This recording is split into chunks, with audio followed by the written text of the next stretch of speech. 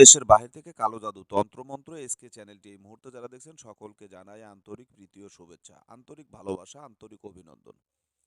ভিডিওর শুরুতে জাতিগতভাবে প্রত্যেকটা মমিন মুসলমান ভাই বোনদেরকে জানাই সালাম, আসসালামু আলাইকুম। হিন্দু দাদা দিদির প্রতি আদাব, অন্যান্য সকল ধর্মের প্রতি আন্তরিক শুভেচ্ছা, অভিনন্দন।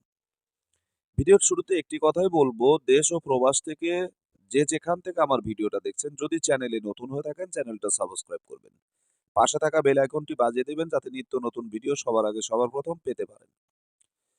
আমি অসংখ্য ফলোয়ারদের ভালোবাসায় কথাগুলো বলছি আজকে।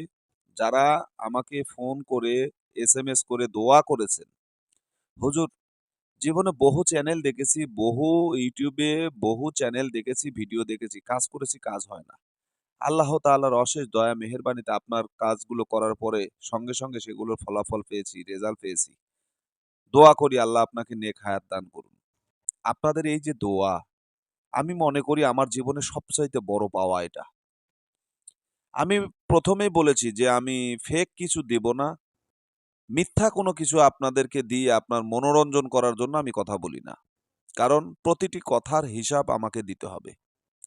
আমি আমার জবান দ্বারা যদি একটি মিথ্যা কথা বলি, সেই মিথ্যা কথার জন্য আল্লাহ তাআলা আমাকে আসামির কাঠগড়ায় দাঁড় করাবেন।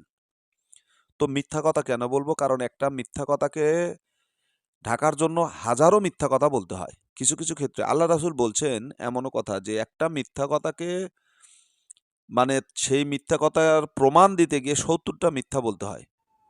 মানে মতান্তরে এটা সর্বনিম্ন ৭০টা মিথ্যা কথা বলতে হয়।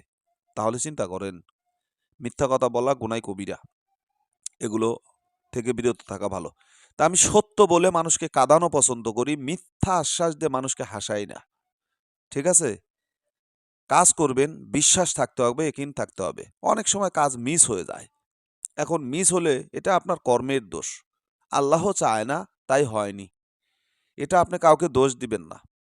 আপনার এটা কাউকে দোষ দেওয়ার জিনিস না। আল্লাহ তাআলা চাইলেই তো হয়ে যেত।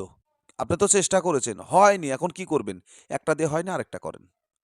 সেটা দিয়ে হয়নি আরেকটা করেন। কাজ করতে থাকেন। হাল ছাড়া যাবে না।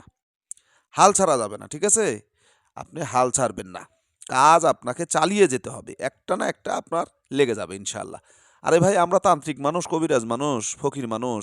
আমরা কাজ করলে আমাদেরও কাজ মিস হয়। আমরা এমন কিছু না যে আমাদের কাজ মিস হয় না। আমাদেরও কাজ মিস হয়। অনেক সময় হয়ে যায়, মিস হয়ে যায়। তো যাই হোক, এই যে প্রেমিকার সঙ্গে গভীর ভালোবাসা সৃষ্টি করার জন্য এই নকশা। প্রেমিকার সঙ্গে গভীর ভালোবাসা সৃষ্টি করার জন্য এই নকশাটা। এই নকশাটা কিভাবে করবেন? কোন নিয়মে করবেন? আসেন নিয়মটা বলে দিচ্ছি। মনোযোগ দিয়ে শুনবেন।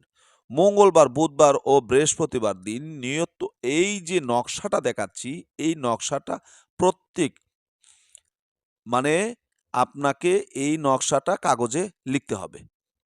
সুবাসিত তেল দিয়ে রাত্রিতে ১২টার পর এটা আপনাকে জ্বালাতে হবে। ঠিক আছে? এই নকশাটা আপনি সপ্তাহে কয়দিন লিখতে পারবেন, এটা আপনার গুরুত্বপূর্ণ বিষয়। মঙ্গলবার, বুধবার ও বৃহস্পতিবার এই ৩ দিন এই নকশা লিখতে পারবেন, এছাড়া কিন্তু লিখতে পারবেন না। এই নকশাটা লেখার পূর্বে অবশ্যই অনুমতি সাপেক্ষে নকশা দিয়ে কাজ করবেন। অনুমতি ছাড়া কেউ কাজ করবেন না, কাজ হবে না। অনুমতি ছাড়া কেউ কাজ করবেন না। তো এই সমস্ত কাজ যারা করবেন অবশ্যই অনুমতি নিয়ে করবেন। কারণ এগুলো ভালো জিনিস না, খুবই ভয়ঙ্কর জিনিস। এখন আসুন, এই নিয়মে কাজ যদি করেন তাহলে আপনার কাজ 100%। তবে এই নকশাগুলো লেখার পর আপনাকে কি করতে হবে? সুবাসিত তেল, চামেলির তেল হলে ভালো হয়। চামেলির তেল যারা না পাবেন তারা একটা কাজ করবেন, সুগন্ধি কদুর তেল বা বিভিন্ন তেল পাওয়া যায় যেগুলো সুবাসিত, মানে খুব ভালো ঘ্রাণ, সেই ঘ্রাণযুক্ত তেল দিয়ে রাত্রি ১২টার পরে জ্বালাবেন। ১ সপ্তাহ এই আমল করবেন। ১ সপ্তাহ ৭ দিন।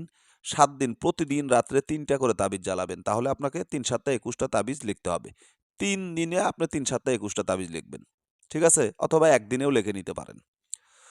তো ভালো থাকুন, সুস্থ থাকুন। তাবিজটি লেখার সময় ভোর ফজরে সূর্য ওঠার পূর্বে তাবিজগুলো লিখতে হবে। যদি এই সময়ে লিখতে পারেন আলহামদুলিল্লাহ ভালো।